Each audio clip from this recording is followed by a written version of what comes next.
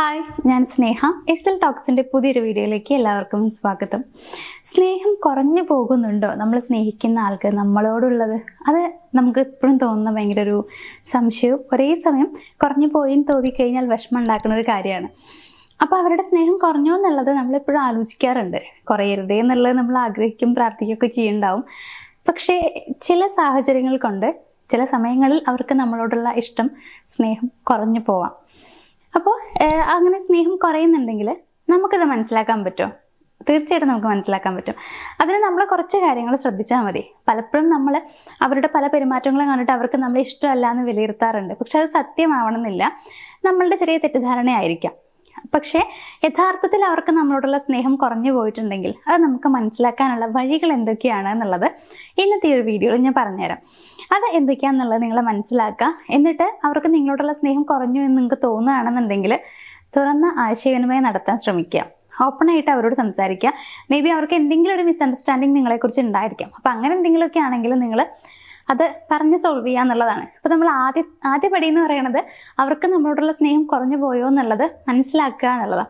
അപ്പോൾ അത് എങ്ങനെ പറ്റും എന്നുള്ളത് നോക്കാം. ഒന്നാമത്തെ ഒരു കാര്യം എന്താണെന്ന് വെച്ച് കഴിഞ്ഞാൽ നിങ്ങളെക്കുറിച്ച് അറിയാനുള്ള താല്പര്യം അവർക്ക് കുറയുന്നു എന്നുള്ളതാണ്. അതായത് നോർമലി നമ്മൾ കമ്മ്യൂണിക്കേറ്റ് ചെയ്യുന്ന സമയത്ത് ഇപ്പോൾ ഡെയിലി നമ്മൾ സംസാരിക്കുമ്പോൾ ചോദിക്കുന്ന കാര്യമാണ്, ഇപ്പോൾ ഇന്നത്തെ ദിവസം എങ്ങനെ ഉണ്ടായിരുന്നു എന്ന് ഈ രീതിയിൽ തന്നെ ചോദിക്കണം എന്നില്ല.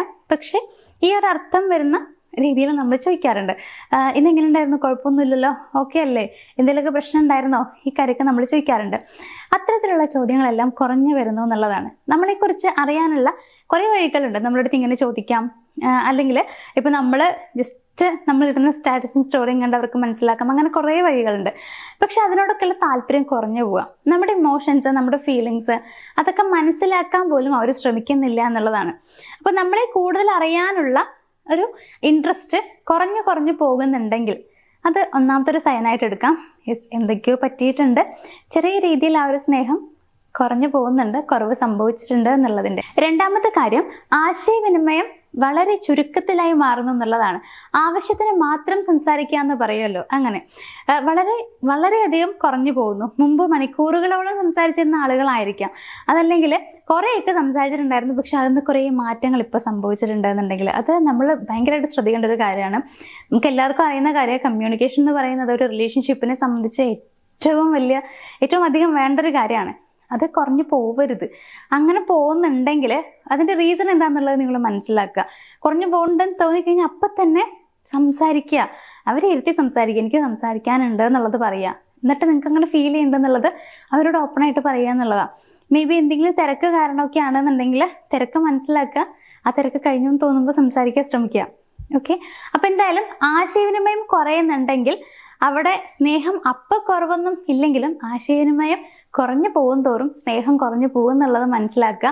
പിന്നെ നമ്മളോട് സംസാരിക്കുന്നത് അവർക്ക് ഇങ്ങനെ താല്പര്യം ഇല്ലാണ്ടാവണത് എപ്പോഴാണെന്ന് വെച്ച് കഴിഞ്ഞാൽ, ഒന്നില്ലെങ്കിൽ അവർക്ക് എന്തെങ്കിലും ടെൻഷനോ കാര്യങ്ങളോ ഉണ്ടാകുമ്പോൾ അതില്ലാന്ന് ഉറപ്പുണ്ടെങ്കിൽ അവർക്ക് നമ്മുടെ അടുത്തുള്ള സ്നേഹം കുറയുമ്പോഴാണ്. സോ അങ്ങനെ കമ്മ്യൂണിക്കേഷൻ കുറയുന്നുണ്ടോ എന്നുള്ളതൊന്ന് നോക്കുക. മൂന്നാമത്തെ ഒരു കാര്യം, ഒരുമിച്ച് സമയം ചിലവഴിക്കാനുള്ള കുറേ സിറ്റുവേഷൻസ് ഉണ്ടായിരിക്കും. അതൊക്കെ അതിനോടുള്ള താല്പര്യമൊക്കെ കുറയുക. അങ്ങനെ ക്വാളിറ്റി ടൈം കണ്ടുപിടിക്കാനുള്ള ഒരു താല്പര്യമൊക്കെ കുറഞ്ഞു പോകുന്നു എന്നുള്ളതാണ്. പ്രത്യേകിച്ച് നിങ്ങളുടെ കൂടെ ഇരിക്കണമെന്നോ സംസാരിക്കണമെന്നോ അല്ലെങ്കിൽ കുറച്ച് ടൈം സ്പെൻഡ് ചെയ്യണമെന്നോ ഉള്ള ആഗ്രഹമൊന്നും അവർക്ക് ഉണ്ടാവില്ല.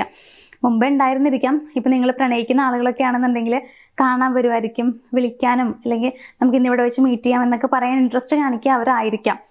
ഇപ്പം അങ്ങനെ ഉണ്ടാവില്ല. മീറ്റ് ചെയ്യാനുള്ള താല്പര്യം കാണിക്കണ്ടാവില്ല. ചിലപ്പോൾ നിങ്ങൾ സംസാരിക്കാനുണ്ട് അല്ലെങ്കിൽ നമുക്ക് കാണാം എന്നൊക്കെ പറയുമ്പോൾ വരാൻ ചിലപ്പോൾ താല്പര്യം കാണിക്കണ്ടാവില്ല. ചിലപ്പോൾ വന്നു കഴിഞ്ഞാലും ആ ഒരു ടൈം നിങ്ങൾക്ക് മെമ്മറബിൾ ആക്കാനായിട്ട് പറ്റുന്നുണ്ടാവില്ല എന്നുള്ളതാണ്. അപ്പോൾ ഒരുമിച്ച് ടൈം സ്പെൻഡ് ചെയ്യാൻ ഉള്ള താല്പര്യം കുറഞ്ഞു പോവുകയും അത്തരം സാഹചര്യങ്ങൾ മിക്കപ്പോഴും അവർ ഒഴിവാക്കുകയും ചെയ്യുന്നുണ്ടാവും. നാലാമത്തെ ഒരു കാര്യം എന്താ വെച്ച് കഴിഞ്ഞാൽ, ചെറിയ സ്നേഹപ്രകടനങ്ങൾ അതില്ലാണ്ടാവണമെന്നുള്ളതാണ്. നമുക്ക് ഇഷ്ടം ഉണ്ടാവുന്നുണ്ടെങ്കിൽ ചിലപ്പോൾ നമ്മൾ ഓപ്പണായിട്ട് പറയുന്നില്ല എന്നുണ്ടെങ്കിൽ പോലും പലപ്പോഴുമായിട്ട് നമ്മൾ ഭയങ്കരമായിട്ട് അവരെ ശ്രദ്ധിക്കുന്നത് അങ്ങനെ കാണിക്കാറുണ്ട്. അപ്രിസിയേഷൻസ് കൊടുക്കാറുണ്ട്. ചെറിയ സ്നേഹപ്രകടനങ്ങൾ ചെയ്യാറുണ്ട്. ഒന്നില്ലെങ്കിൽ ജസ്റ്റ് ഒന്ന് റോഡ് ക്രോസ് ചെയ്യുമ്പോൾ കൈ ഹോൾഡ് ചെയ്ത് പിടിക്കാറുണ്ട്. അപ്പം അങ്ങനെയൊക്കെ ചെറിയ രീതിയിൽ സ്നേഹപ്രകടനം. ഒന്ന് വയ്യാണ്ടിരിക്കുകയാണെന്നുണ്ടെങ്കിൽ എങ്ങനെ ഉണ്ട് എന്നുള്ളത് വിളിച്ച് അന്വേഷിക്കുക. ഇതൊക്കെ സ്നേഹപ്രകടനമാണ്. അപ്പം അങ്ങനെയൊക്കെ എല്ലാ പ്രകടനങ്ങൾ പോലും ഇല്ലാണ്ടാവുന്നുണ്ടായിരിക്കും. അപ്പോൾ സ്നേഹപ്രകടനത്തിൽ പോലും കുറവുകൾ സംഭവിക്കുക. നിങ്ങളുടെ ഏറ്റവും സ്പെഷ്യൽ ആയിട്ടുള്ള ഡേയ്സ് പോലും ആലോചിക്കാണ്ടിരിക്കുക. അങ്ങനെയുള്ള കുറേ കാര്യങ്ങളൊക്കെ സംഭവിക്കുന്നുണ്ടായിരിക്കാം. ഏറ്റവും ലാസ്റ്റത്തെ ഒരു പോയിന്റ് എന്താ വെച്ച് കഴിഞ്ഞാൽ, പ്രശ്നം പരിഹരിക്കാനുള്ള ഒരു താല്പര്യം അല്ലെങ്കിൽ അതിന് മുൻകൈ എടുക്കാതിരിക്കുക എന്നുള്ളതാണ്. ഇപ്പൊ മുൻകൈ എടുത്തില്ലെങ്കിലും പോട്ടെ, പ്രശ്നം പരിഹരിക്കാൻ പോലും ഒരു താല്പര്യം അവർ കാണിക്കണ്ടാവില്ല.